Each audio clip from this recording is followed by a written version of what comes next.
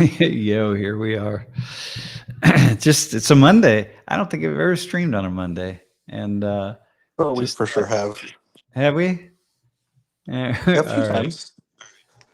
All right. Well, and here we are. And I don't know, for whatever reason, we just said, hey, let's just hop on. And it was supposed to rain today starting at 3:00. So I was going to go golfing, but I said, I don't want to go golfing in the rain. That's no fun. And so here we are. Yeah. And and I thought, okay, let's do a couple things. Jeff's down in Knoxville, Tennessee. And so Jeff, are you gonna hop on Yes, at sir. all? We do not have Elijah here, so it's just, hey, let me see if I can share something, because I understand. Let's just see. Oh, here we go. Yeah.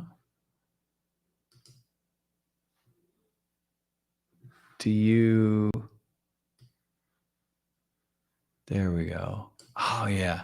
So here's this really interesting article from the New York Times. Man, I just read this and about the Trump kids. Well, not the daughter. She seems to be kind of out of the loop, doing her own thing. But the boys, anyway, are out, traveling around the world, expanding the Trump family investments. Man, like billion-dollar investments all over the world, right? But in particular in Dubai and Saudi Arabia and Qatar. Here's a picture of them in Qatar, in Doha. The one Eric Trump. It's like, man, and I just thinking, like, how is this legal? Like, how is this legal in any way, shape, or form, man? And oh my God. Yeah, here's a new $1 billion 80-story Trump International Hotel planned in Dubai with, units on sale for $20 million a piece. And like, oh man, this is just so crazy. It's so crazy. Like, how is this possible?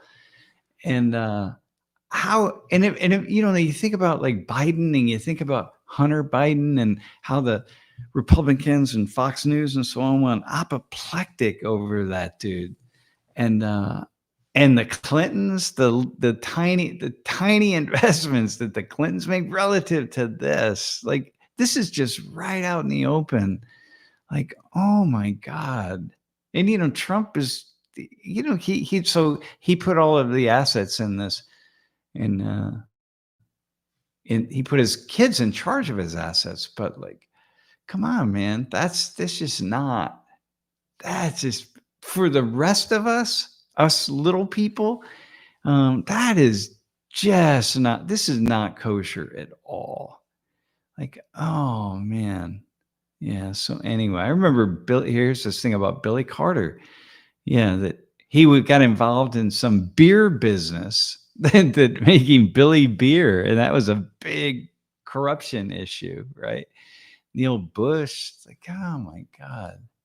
Anyway, I'm blown away, man. I'm blown away by how things just change over time, and the things that we somehow are just coerced into, or just turn a blind eye to.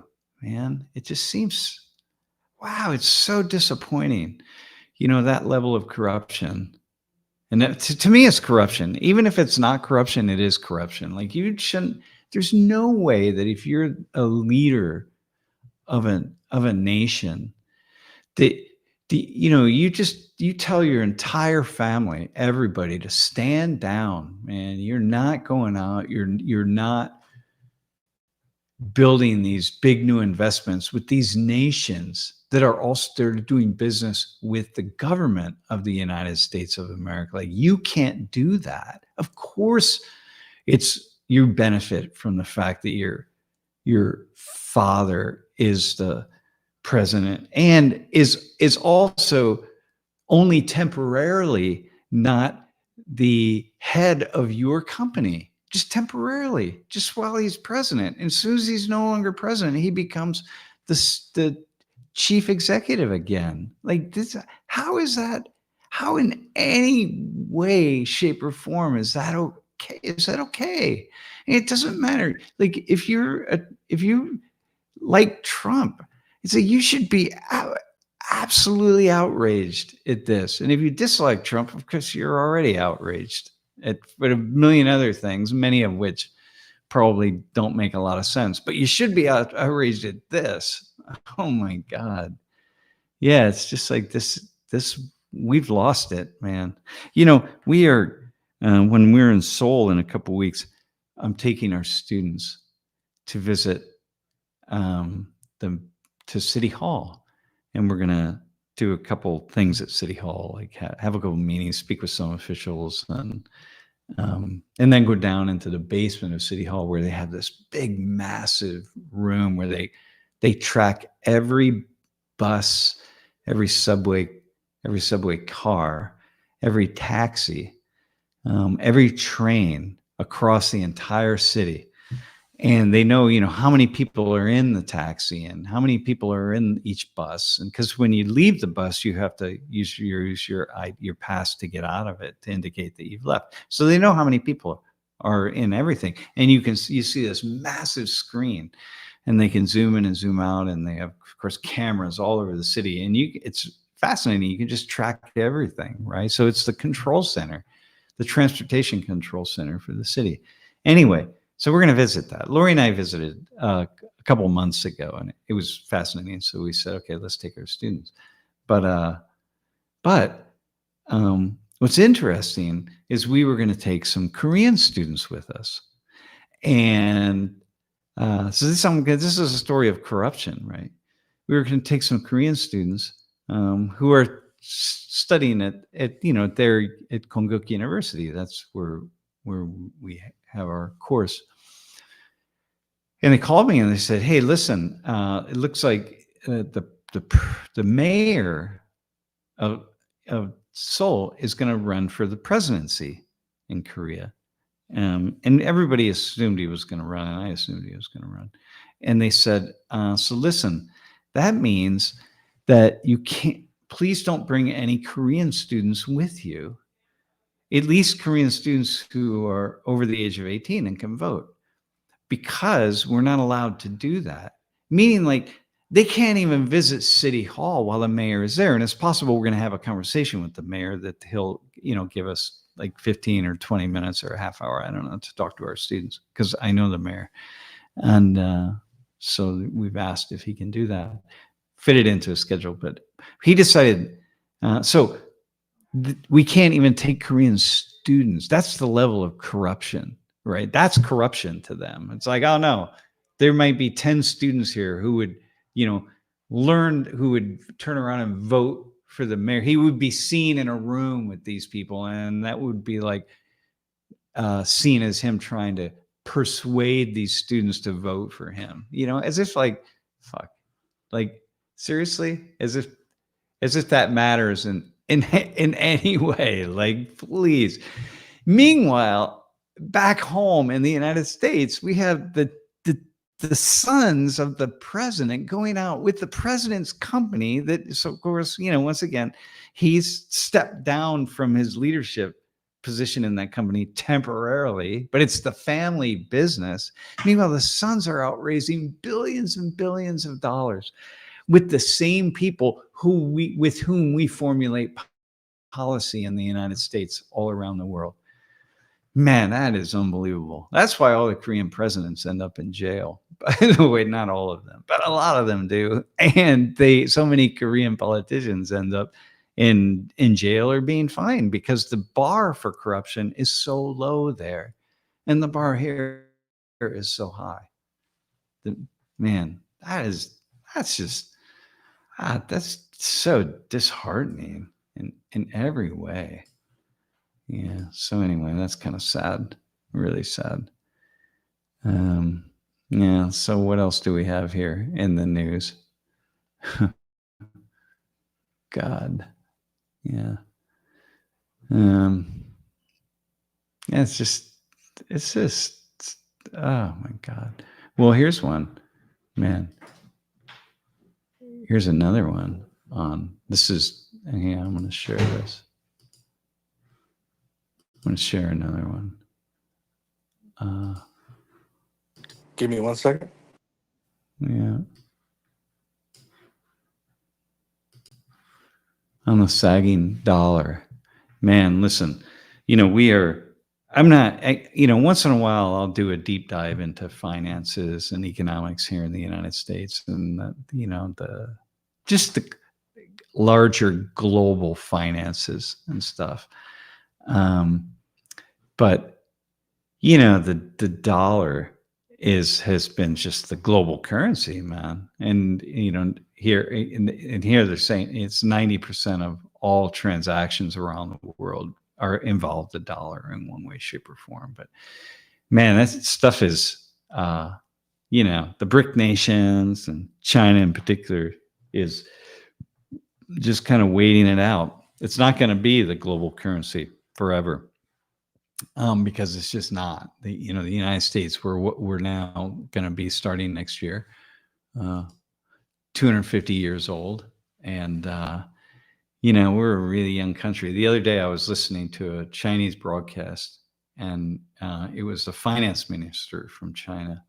And sometimes it's really interesting if you have never had the experience, but go listen to Chinese news. And listen to Chinese politicians speaking to the National Assembly or whatever, or Xi Jinping speaking to the people, whatever it is. Like, listen to actual Chinese. Don't read the headlines from here. Go and watch video of them talking, and it's very easy to find the Chinese channels that will be in English, and listen to what they're saying and what they're telling people. And it's really fascinating. But the one thing the finance minister was saying is like, listen, man, China's been around for 5,000 years. The United States has been around for 250 years. 5,000 years from now, China's still going to be around, but the US isn't going to be around. This was his take, right? And we're going to be there. We'll wait it out. We got a long time, a lot of opportunity. And I just thought, wow, man, when you look at the world from the long view, right? The long perspective, it's really wild. It's really intense. And it leads, anybody to just stop and ponder, what that's really about. So anyway, but this is a really wild article, and probably worth reading. I'm going to put it in the chat. If you can have access to the New York Times, you can watch a handful of New York Times articles, but this is worth reading. Because there's a lot going on in the global system that it's going to be very the changes are pretty profound. Let me just say that. All right, what do we got? Ian said he doesn't think it's the bar. He thinks it's the judicial system is a bit of a wreck. When you get off on a technicality, I will say that a lot of times things seem like technicalities, when really, and sometimes it is, but a lot of times when people are going through a court system, there's particular boxes you have to check, and when people don't check them, then it leads to problems later on. Like, again, I keep bringing up that one judge, but a lot of times the reason why he finds no probable cause in cases is because, like, the reasons for stops are really bad, or are really dumb in his opinion. And it's like, somebody might be guilty of something, but if you didn't follow the steps in order to do it properly, then it feels like a technicality. Sometimes it is a technicality, but also a lot of our civil liberties are being held when our government or police department or whoever tries to bypass something. Yeah, it's not. It's definitely. It's not a thing on which I have given a lot of thought, to be honest. And it's definitely not a law is not something around which I'm any kind of. I don't know. I don't have a lot to say because I don't have a lot of anything that's really thoughtful to say. But I will. But what I can say is that, um, the system, our system is held in place. It's with it's not just held in place with tape and Elmer's glue. Like, it is really held in place. It is true that wealthy people are more likely they get a different justice than poor people, but that's true all over the world. It's been true throughout history. That's just a given, and it will always be true. I used to think that somehow we could change that somewhere. Well, we can. In small places, we can do it, right? In small institutions or small organizations, or we can do that. We can ensure that there's a much greater degree of fairness in the way rules are applied and rules are enforced, and laws are rules. I mean, it's the same thing, right? But the laws are just rules that have become, bureaucratized in some way. But I used to think that we could create bigger systems like that, like nation states, but I don't anymore. And it's just like that's just the way it's gonna be. So wealthier people, people with money, or people with power are gonna be able to. They have a different justice system, right? Not always. Look at Harvey Weinstein, man. I'm looking at this dude and I'm like, wow. But then I think, well, look at all he had to do over how many years in order for him to be in prison right now. So, but nonetheless, there are a lot of people, wealthy people, who end up, the justice is applied to them, man, and they get it, and poor people win, and that's what it is. But mostly, um, if you have money and power, even if justice is applied to you and you experience the long arm of the law, so to speak, you don't experience it as harshly as somebody with less money and power would. That's all I can say about it, really. And it works pretty well for the most part. Outside of that, it works pretty well. And so even the places where it appears as though it doesn't work, it still seems to be working, and relatively well. Yeah. And just as like, people get off on technicalities, people don't get arrested on technicalities. Like, there are all sorts of places where people aren't arrested. So, yeah. Yeah, so I don't know. What else do we have? 80 Maybe the years. Hey, goat. yeah. Hey, Uh, I have a question, Stephen. So it was VE Day in the UK today. Is that right? May 5th is VE Day in the UK? And then specifically the UK. Huh. Yeah. Huh. All right. Man. God, 80 years. Wow. It's funny. When I was a kid, so I remember first studying World War II. When I really came of age, like around 1970, let's say, when I started to really understand war, more so to speak. And wow, the end of World War II was only 35 years away from when I was born at that point. And I've been living in State College for 35 years. It's just to hold that in perspective. Man, it's so fascinating. Um, yeah. Yeah. Big parades. Yeah. That's cool. Yeah. Yeah. Very cool. Yeah. It's big, man. It's so big, you know? Hey, anyway, we so a have a couple question things. from Pitty the Great. He said, or they said, they're an ex-Social 19 student from the class of 2023, and they would like to ask what your favorite Ecuadorian dish is from your travels there. Kui. Kui, which is guinea pig. Yeah. Yeah, definitely. Qui. Uh, in Monte. You just have qui and Monte. Yeah. Yeah. Yeah. Mote is corn. It's boiled corn. Well, you can fry it. You can do different things, but it's like we in English we call it hominy.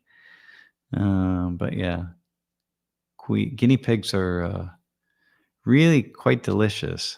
Yeah, it's kind of it's a delicacy. You can get cuy in New York at if you go to Ecuadorian or Peruvian or sometimes Bolivian restaurants, but yeah, you can definitely get cuy.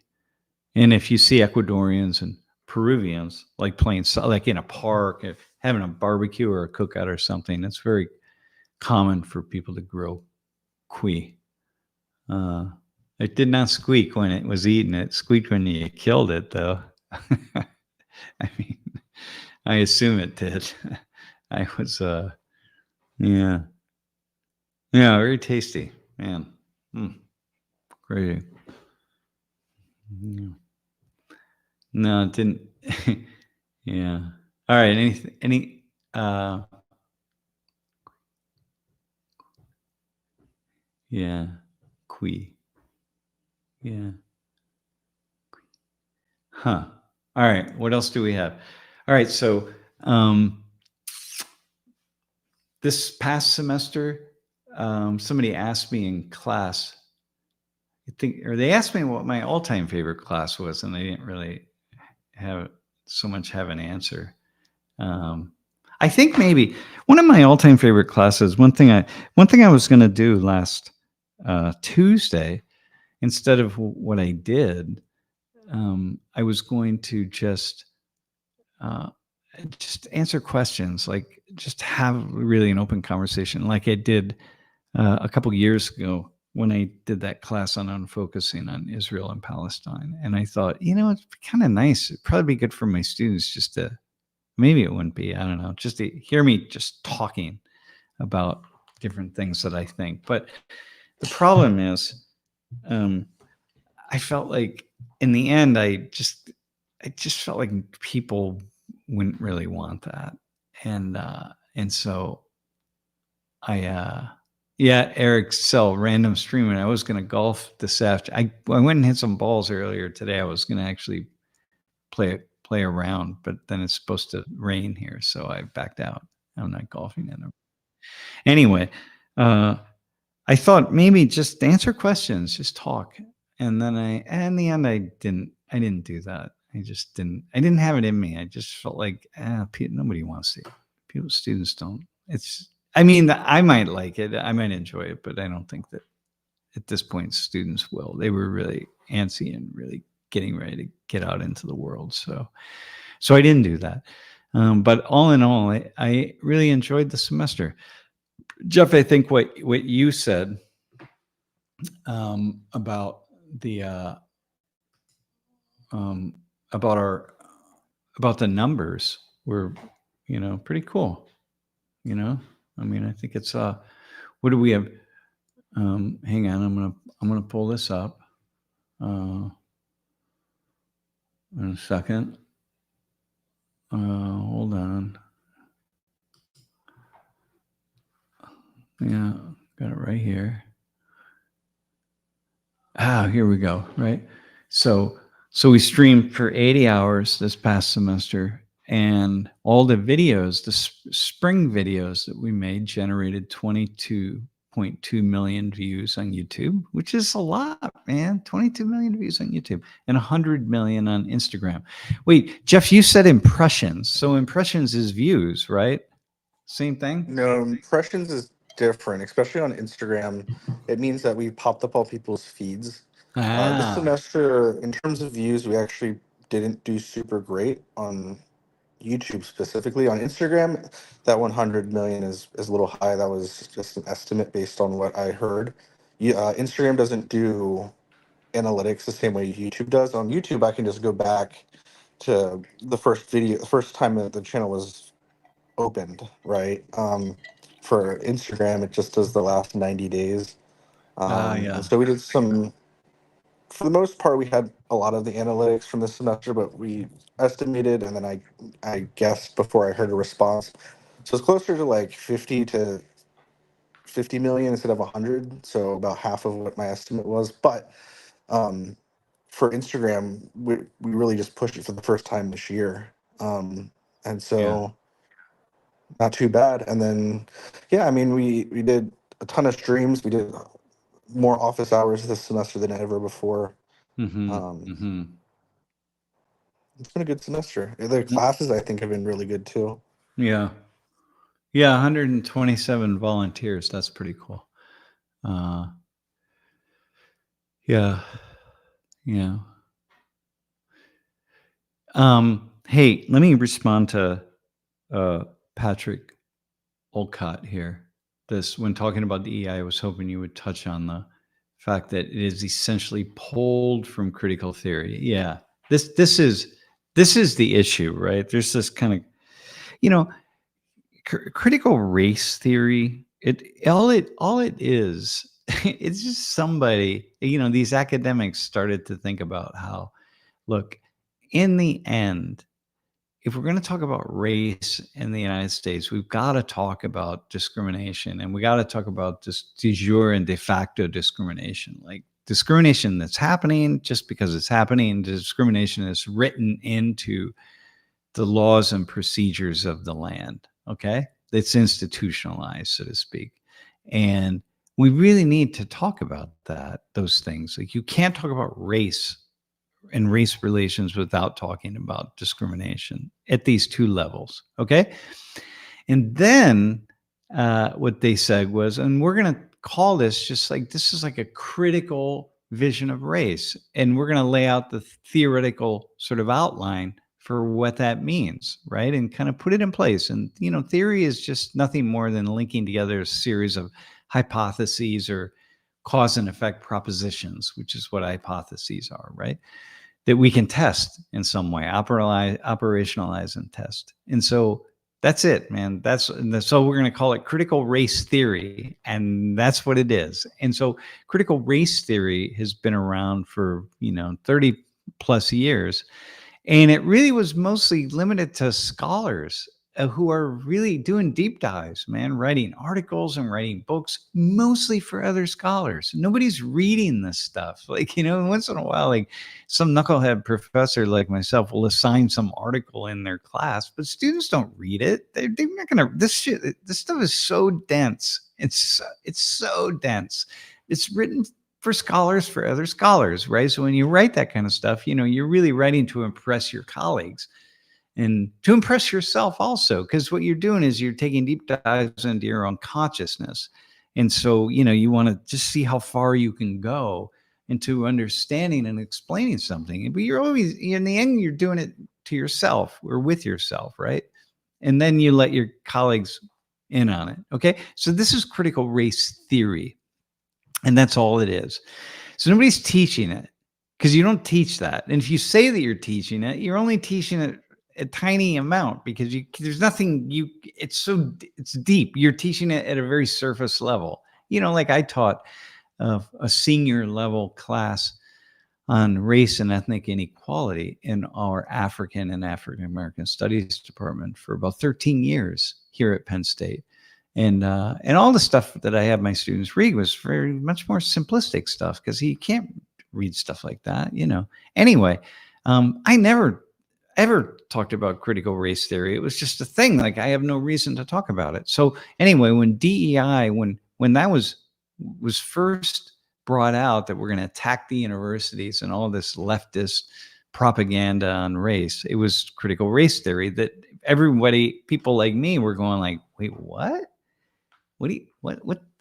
What's that? Why are you attacking that? Like, nobody talks about that, So it was really such a surprise.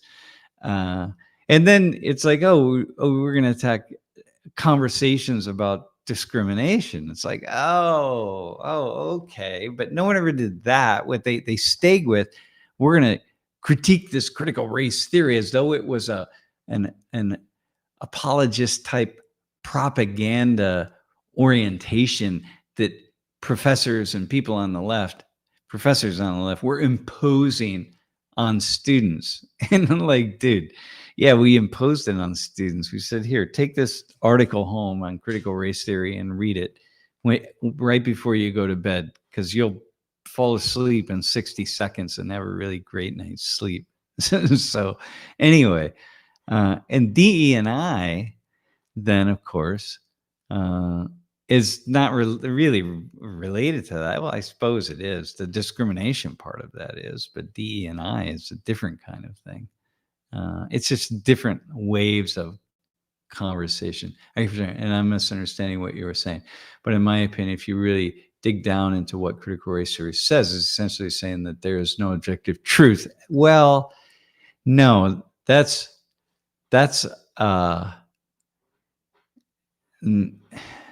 man, no, that's not critical race theory, right? Yeah. That's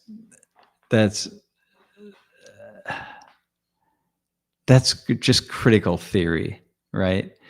And critical race theory is something else. Critical theory is, all these critical theorists of the Jacques Derrida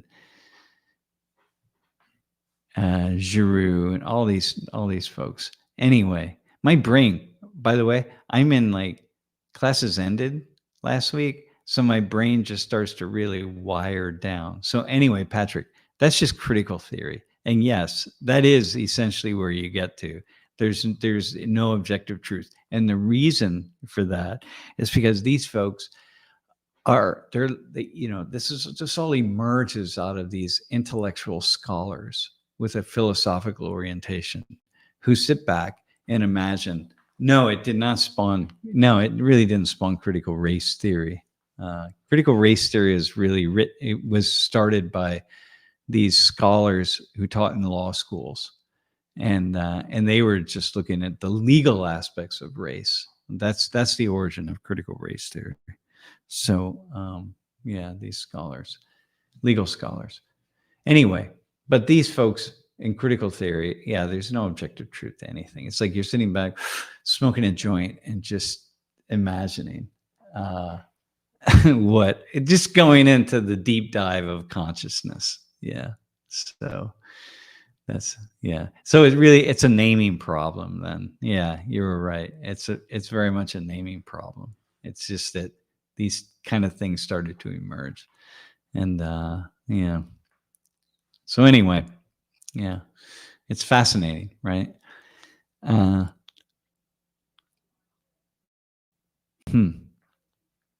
But to me, it's a lot of us who are in the field,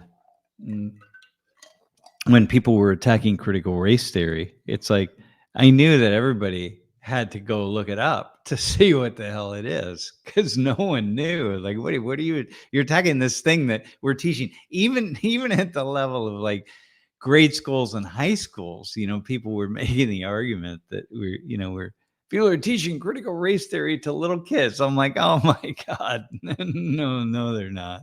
If you ever read any of this stuff, you would know that nobody's teaching it to little kids. Well, if you are those little kids aren't paying attention. Yeah. It's so funny. Yeah. Oh my God. Life is, yeah. No, listen. I'm with you. There's the idea that there's no objective truth. Well, first off, it's true, really. There's no objective truth, right? I mean, if you want to just go there, it's like, I don't even know that what I'm seeing right now out my window is real. I mean, I can take a hit off a joint and I can go anywhere with that idea, or drop some acid or whatever I want to do. But truthfully, there's no objective truth. But if we want to take a deep dive like that, but the fact is, like, come on, man, let's not take a deep dive. And in the context of a human experience, as you say, it's like we can both look. If all of us were looking out the window that I'm looking at right now, we're or some of us are going to be colorblind, so we're going to see things a little bit differently. Some of us our eyesight isn't the same as other people. Maybe we have depth perception, visions, whatever. But mostly, the vast majority of us are going to agree on what we're seeing. And there's a certain truth there. And we're also going to agree on a lot of other things about ethics and morality and, the golden rule, right? Every religion and every important philosophical thought system that deals with ethics and morality in any way, shape, or form, the golden rule is one of the standard core ideas. You treat other people like, how should we treat people? Well, let's think about this. How should I speak to people? How should I act around people? How should I engage with people, interact with them, etc.? How about, let me think about how I want them to treat me and speak to me and interact with me. Like, okay, let me start there, and then let me work from that point. Okay, well, that's the so-called, in the Christian West, the golden rule, right? Well, every religion and spiritual thought system has that. So, like, yeah, okay, well, that's relatively objective. Now, you can say that means something different to everybody. Of course it does. But there are certain pieces, and that's where the critical theory comes in, because we know that in the end, you can't get two people, let alone 200 or 2,000 or 2 million, to agree on what that actually means in application. They will never come to 100% agreement. So critical theorists, they just have fun with these ideas. But what these are, these philosophers who just enjoy arguing, and they enjoy having these kinds of conversations, as I do sometimes. Sometimes I'll get lost in something with Lori, although it doesn't go too far with us. But once in a while, I'll just get lost in something with someone about just using like a scalpel and just tearing something apart, like cutting it apart little by little by little, just to dissect it and see what's there and just have fun with it. Just have fun with thinking. And there's nothing wrong with that. It's just like it's just taking my mind as far as I can take it. And that's great. It's fun, but when I try to put it in a book, like, Being and Nothingness with Jean-Paul Sartre, it's this big, thick book. And then I try to give it to other people, say, hey, read this and make sense of it. It's not going to make sense. And so, like, I don't ever write that stuff down. And because and the people that do, I pick up their books, like Habermas or, like Jacques Derrida, these people. And I'm just like, I don't know what the hell you're talking about, man. Honest to God, I can't follow you. It makes no sense to me. I don't know what you're doing. And so, critical theorists would say that it's not intent that matters, but the effect. Well, no, yes and no. Some say that and some don't. Critical theorists, my reading of critical theory, and mind you, I mostly gave it up when I was a PhD student, but it was always the other PhD students who like to sit around and drink wine and smoke weed that were most fascinated by critical theory. And it was always fun to engage in the conversations or listen to them, because it was just, whatever, it was a lot of fun. But then it would get boring. And I basically kind of gave it all up, because everything, in the end, everything is on the table, man. Yeah. So you sit on a lot of engineering standards boards, and we spend days arguing over the meaning of words. yeah. It's supposed to be annoying, and really, yeah, exactly. It's annoying as hell, and yet it's really fascinating. And that's how I am with stuff, right? And mind you, I am fascinated by it for a small amount of time, and then I just say, like, okay, I'm done, man. I'm good, done. I don't know. In the words of Sweet Brown, the immortal words of Sweet Brown, ain't nobody got time for that. And yeah, but it really is fascinating for a hot minute. yeah, it's pretty cool. yeah, God. But imagine teaching like, that's why I don't teach like that, right? That's why I don't. Yeah. No, but here, green-eyed lady, you got to understand, No, critical race theory. Nah, it's not teaching. Hang on, I got to go back to this. I just saw this pop up. No, it's not that it's teaching. Uh, no. Well, here's the thing. This is why you have to be really careful with it. First off, critical race theory isn't really teaching anything. It's just the academics having this high level conversation with themselves. Okay, that's what's really, really, really important.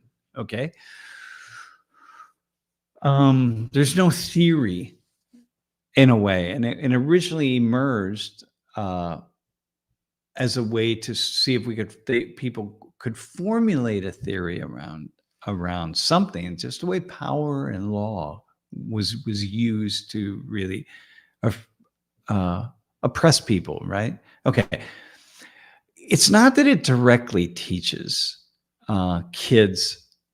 young kids of color to hate or dislike white people. It's not that it directly teaches that, because it mostly doesn't. It's not what that is. But if you're not careful, it does, right? If you're not careful I was just having a conversation about Israel and Palestine, and it's like, man, and if you listen to me in class, I'll be very critical of certain things, right?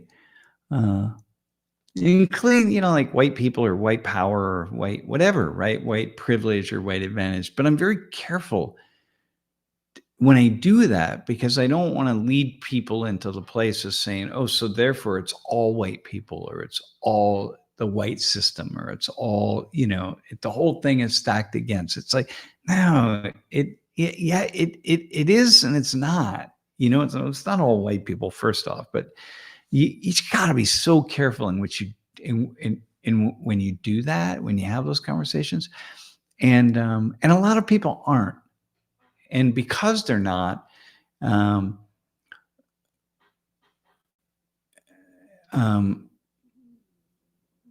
because they're not careful, that's the indirect impact, right? People walk out like that with a certain impression. And I used to for me, that was okay in the past, right? But now I try to be so careful. And yeah, Patrick, I'm with you on that. We're definitely tied to like Foucault and Marx and so on. Yeah. There's no question. Although not critical race theorists, they weren't reading Foucault, and they weren't reading Marx. Well, some were reading Marx, but yeah, they were not reading Foucault and the white European philosophers, right? Habermas and so on and so forth, right? They weren't reading those folks. So that's the tying, where it's like, at least not from my experience. I never heard anybody who's having these conversations about it.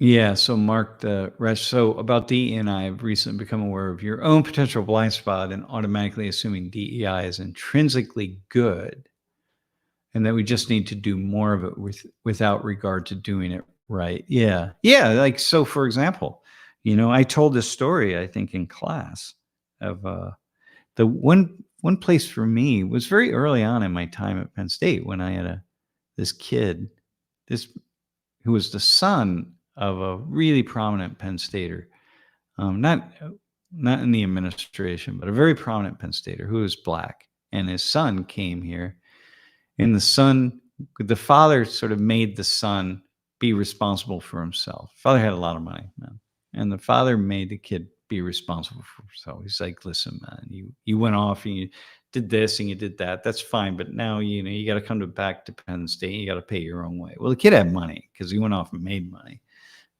and he got a tuition break. So it's like, yeah, you're gonna have to pay. But the kid received this diversity grant. It wasn't a lot of money. It was like, $2,000, $3,000 for the year. Well, his tuition was probably $10,000 for the year, and he got this grant for like, $2,500, I think it was. And I'm like, wait, how'd you get that? It's like, oh, because I'm black. He got, and he felt some kind of way about it. He was just like, yeah, because he had money, and the father had a shit ton of money, right? But again, the father cut him off. So, until the kid was able to demonstrate that he could do it. And I said, wait, hang on a second, man.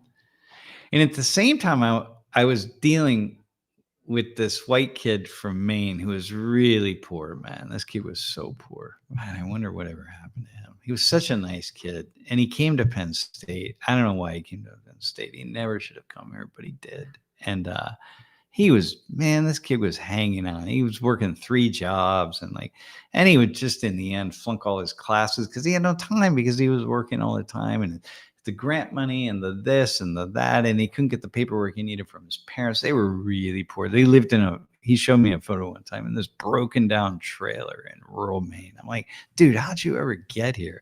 But in any case, this kid didn't get a diversity grant, man. Okay. The other kid did. The kid who didn't need it. And again, he wasn't really happy about it, but hey, the old man cut him off. So so at some level you could say he needed it, but truthfully he didn't. And that was probably in 1993 for me, 94 maybe. And I was like, wait, what?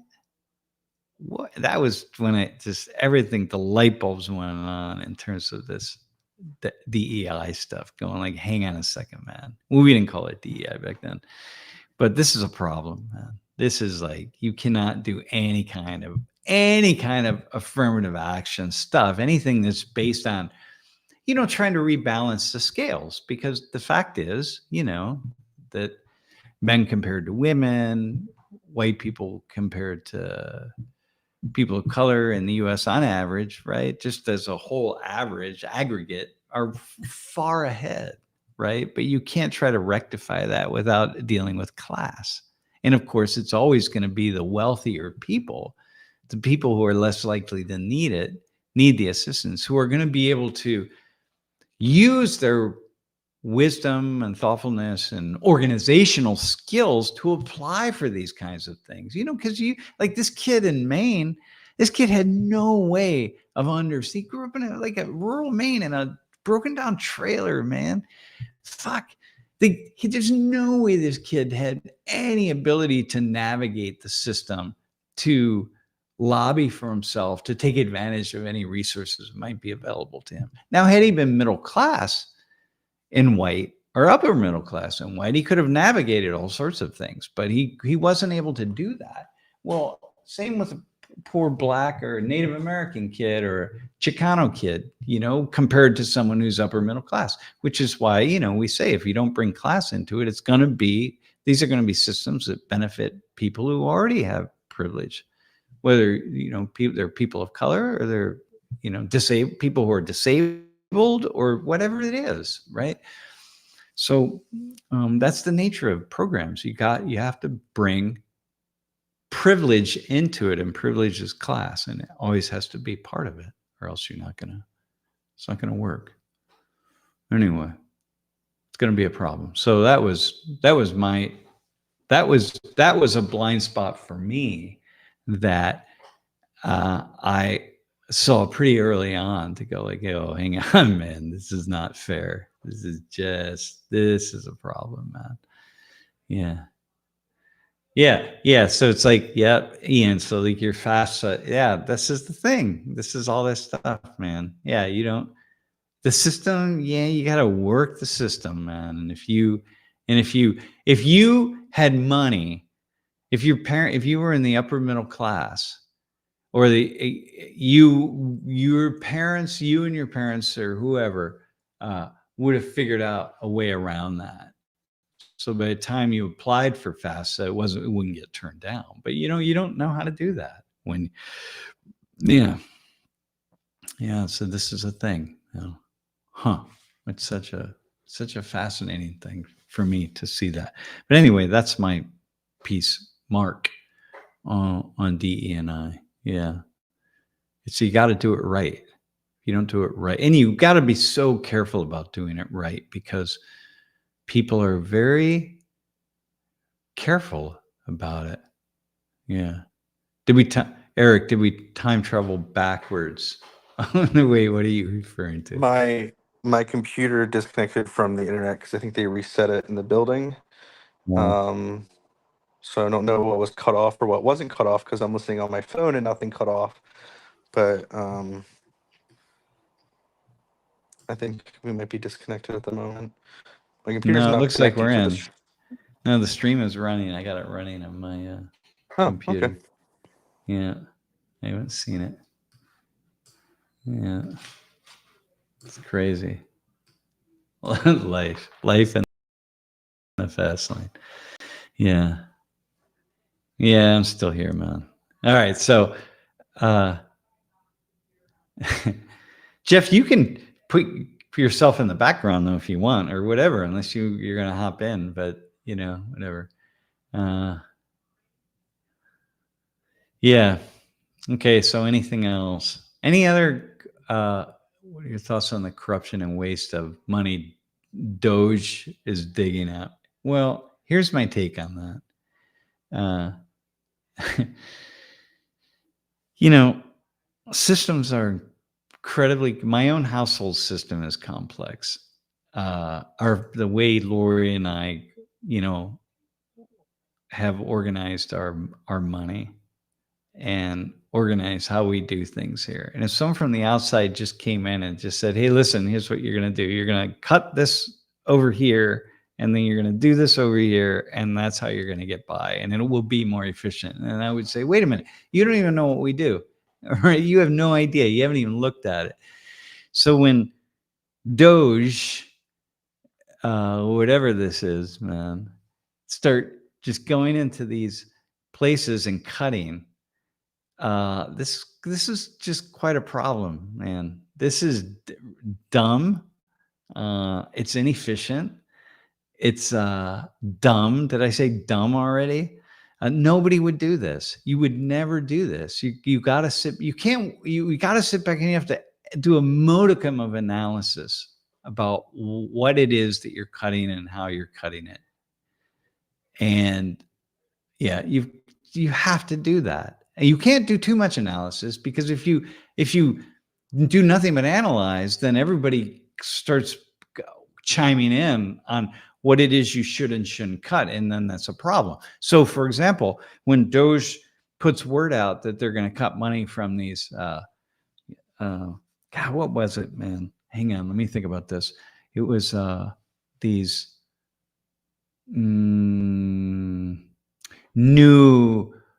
investments in the electrical grid that were going to happen in various states, and DOGE just came in and said, "Yeah, we're not doing that." Well, one of the the senators in the states start hearing about this, and this is jobs in their state. So one of the and this is tracked in the Wall Street Journal. One of the Republican senator from Texas, one of them, called the DOGE office and said, "Listen, man, you can't cut this.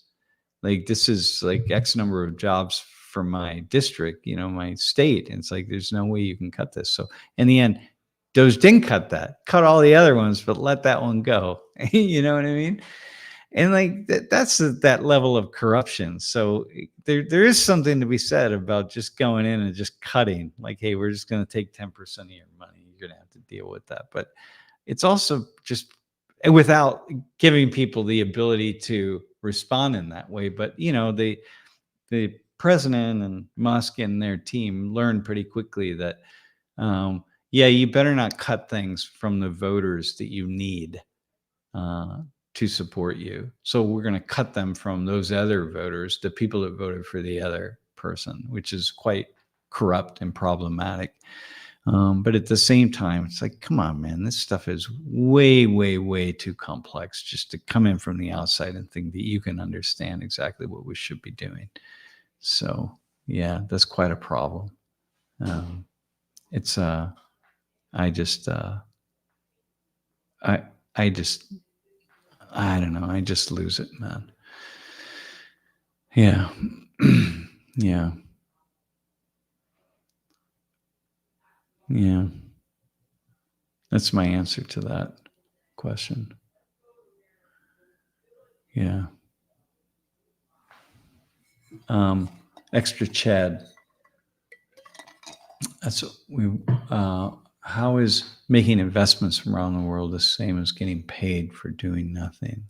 Yeah, I don't know what you're referencing there, but it sounds like something I'd want to respond to. Yeah. Yeah. Earlier, I was talking about the Trump boys building their Trump industries out all over the world and using their connections and context to do that, and how incredibly corrupt I think that is. No, how incredibly corrupt it is. I don't even have. It's an article in the New York Times that I pulled up, and yeah, it's quite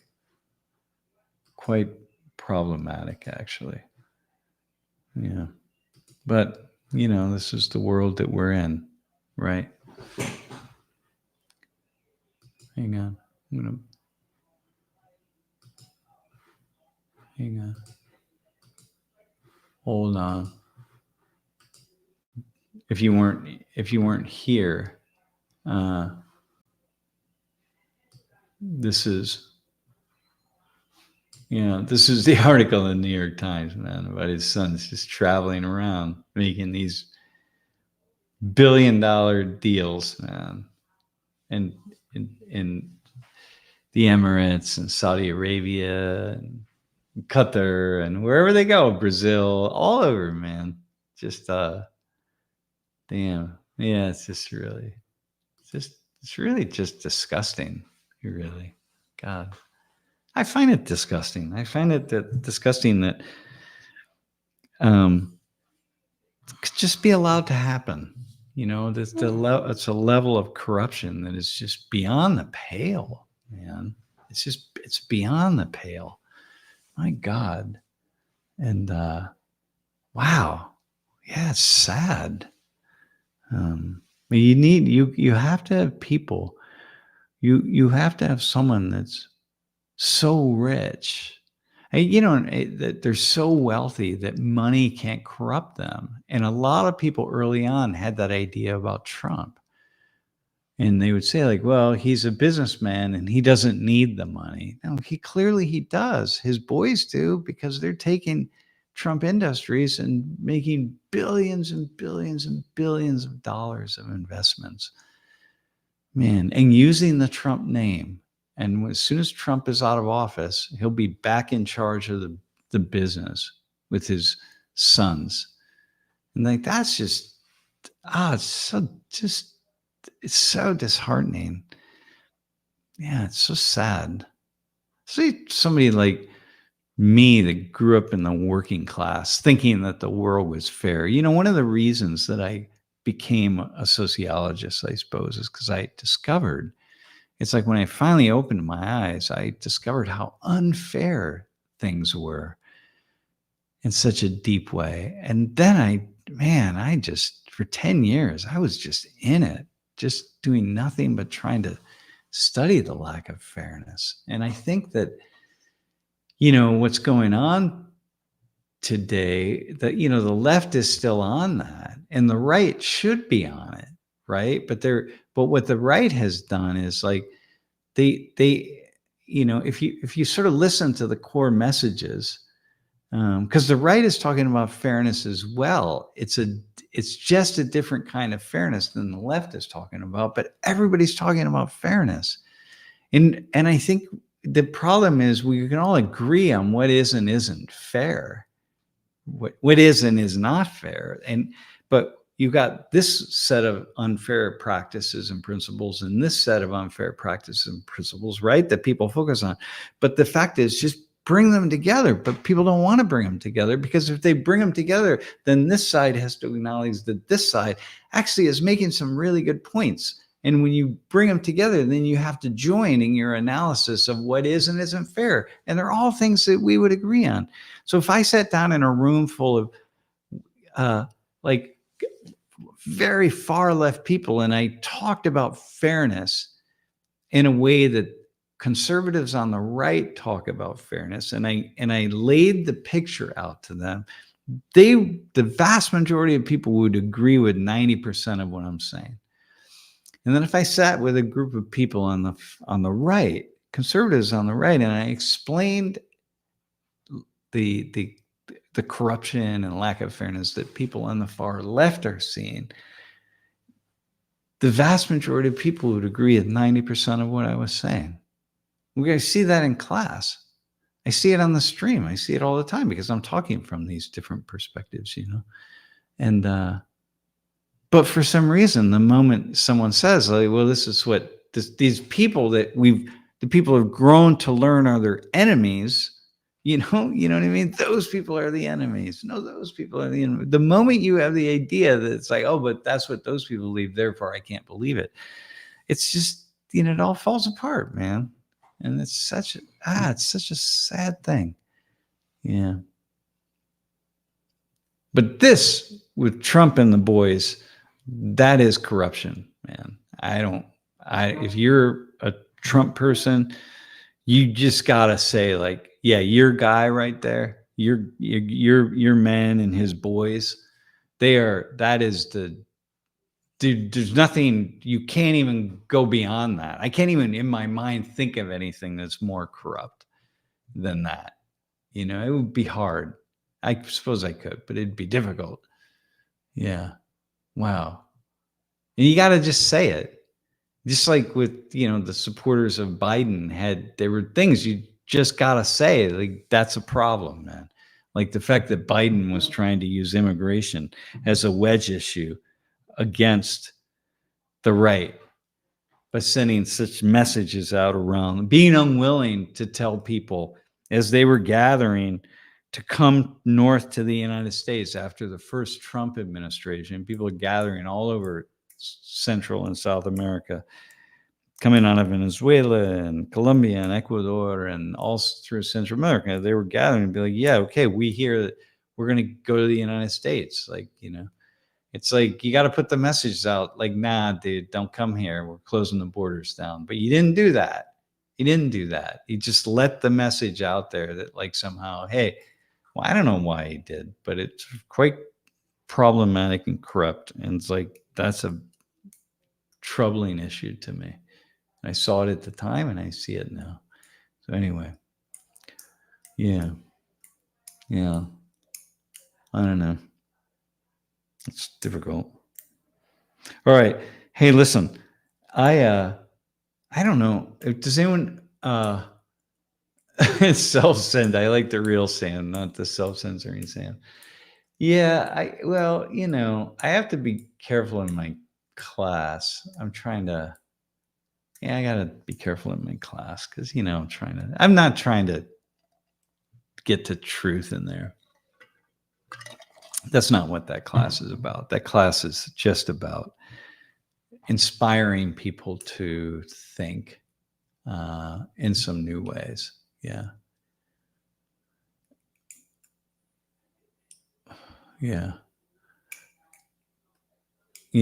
Not every. Yeah.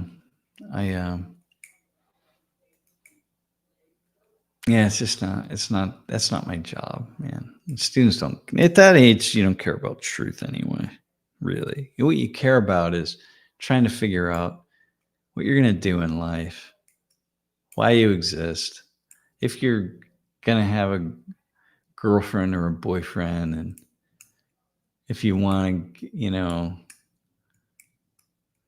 just these kinds of things, man. Are you going to get a job? Are you going to make money? Are you going to deal with your family issues at home? Because, every family is messed up in its own unique way, as Tolstoy said. So you're dealing with all that stuff. And students, the degree to which people are after truth, the vast majority, some are really seeking truth, but the vast majority of students that I encounter are not. That's not what they're seeking. They're seeking some kind of understanding that will settle them a little bit, and they're in classes to get a dose of the intellectual development. But mostly they're in classes to buy a degree and to get a job, man, to buy a degree. That's what mostly people are doing. And it's like that more than ever these days. I'm going to buy a degree. And the more expensive college is, the more people feel that they're buying it. And And not only that, but they're entitled to buy it. And that when, you know, they take a gen ed class like me that nobody has to take, but they take it and they don't get the grade that they want for whatever reason, because, you know, something comes up and they weren't able to get the points they needed and they missed something by 2 points or 5 points or 1 point or whatever the case is, they feel really betrayed. Betrayed by me, betrayed by the system, betrayed by their parents, betrayed by everything, and rarely betrayed by themselves. By the way, I should add, sometimes they do, though. Sometimes they will say, yeah, it's completely my own fault. I'm an idiot. I went out partying the day before and I didn't have enough time to study, and like, okay, you know, that kind of stuff. Sometimes students say that. Sometimes, not very often. And anyway, but mostly they're here to buy a degree, you know, so you want to, and then you got to decide, like, what's the most worthy degree I can afford? Meaning that, you know, do I have the skills and the intellect to do one in like biotechnology or engineering or aerospace or whatever it is, right? Finance. I mean, do I have what it takes for that, or do I got to go for something that's more in my skill set? You know, like sociology, let's say, or what am I truly, really fascinated by? But, you know, honestly, a lot of it is just kind of settling in. We just sort of enter into it in a place, wherever we are, whatever makes sense. And, you know, I suppose it's probably, I guess, always been like that.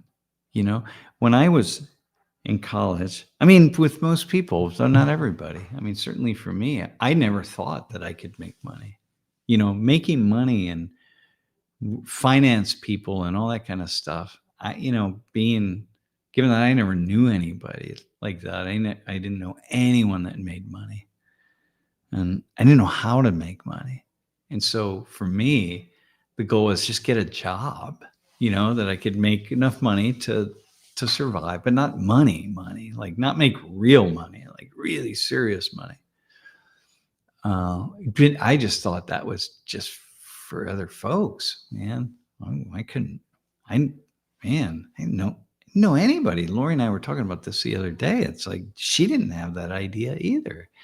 It's like, I can't, you know, she lived right outside of New York City, man. So it's like the idea is, well, I'll go work on Wall Street. That's not, that never entered into her brain, never entered into mine. So, you know, yeah. Yeah. Which is kind of odd to look back and think that I didn't even imagine that was a possibility. And I think about a lot of kids now, a lot of people who don't, sometimes they just settle into a degree because they don't, I get that. I actually meet a lot of students. They settle into, I'm going to do, you know, communications, because they have no one in their family who is a high flying kind of lawyer or a mover and a shaker somewhere, or entrepreneur or a finance person. It's just not even in the realm of possibility for them. Yeah. Very much kind of like how I was. So yeah.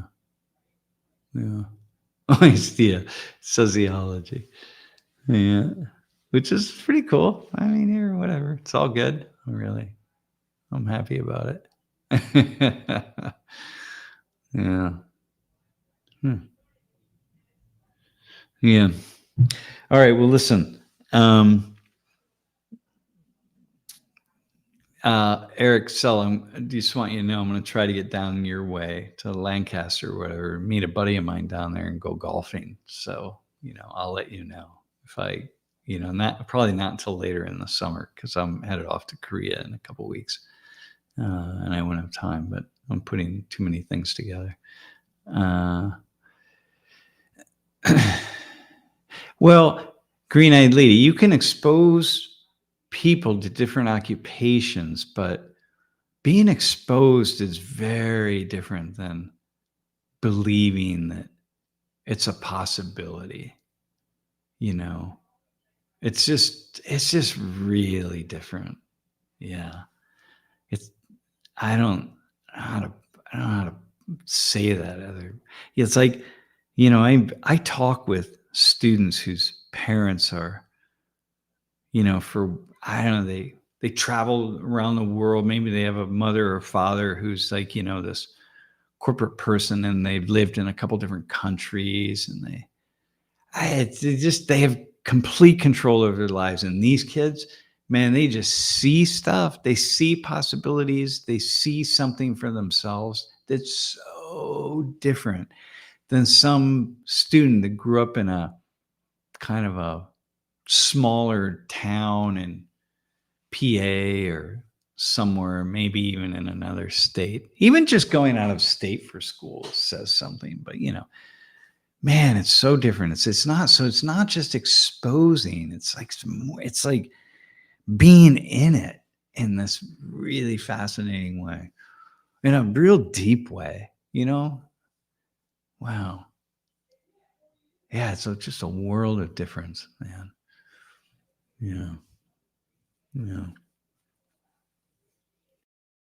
Yeah. Yeah. Well, let your 9-year-old draw comics, man. There's actually, yeah, so yeah, I mean, I met this really famous comic artist in Korea, actually, a year ago. It's like, whoa, what a crazy career. But yeah, yeah, really cool. Yeah. All right, listen, man. I think I don't I don't know if I have anything else to say unless someone has a question. But I was going to hop back on later in the week. Maybe on Thursday, we'll hop back on. We'll get on with Elijah and have a conversation. I think I want to look at a few articles like this one that I picked up with the Donald. Yeah, there's nothing even to talk about with the left any. Well, there is, but there's so much, like, I mean, it's just the left has just, they're just hitting that same note over and over. They're like those rats that keep hitting the little button to get a pellet or something, and they can't stop doing that. They just can't figure out. People have no idea what this whole Trump phenomenon is, man. This isn't just about Donald Trump. This is the 35 years in the making, man. 40 years, really. Yeah. Since the beginning of Reagan, man, this has been happening. People they don't get it. They have this idea that they just don't know what they're dealing with. I'll bring Lori on, actually. Lori has such a wild way to see this. It's really, really cool.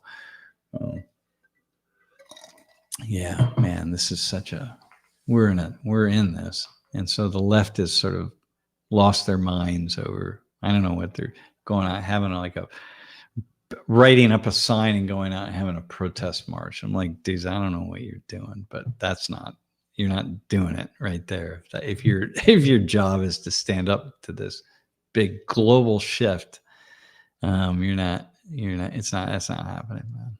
So I guess that would be a thing maybe I'll talk about.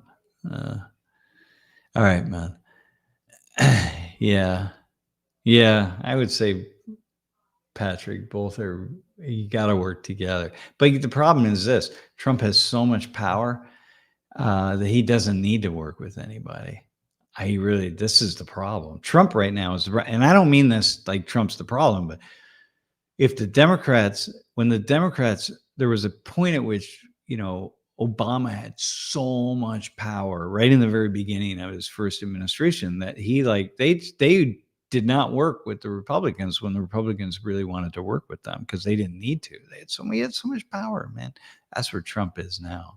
So the Democrats, they've got nothing to offer, right? And so this is the imbalance is so profound, man. But I'm with you. Yeah, work together, man. Like, God almighty. Like, they're just leading us off a cliff. Yeah. So anyway, I'm not blaming that on Trump. Like, this is his problem.